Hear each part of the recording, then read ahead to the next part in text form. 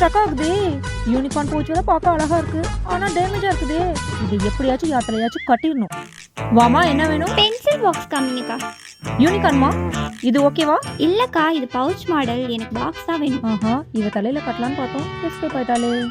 நம்ம பாட்டுக்கு ஸ்டாக் எடுக்க வந்துட்டோம், கவுண்டர்ல யாரும் இல்ல. அந்த பொண்ணு ஒருவேளை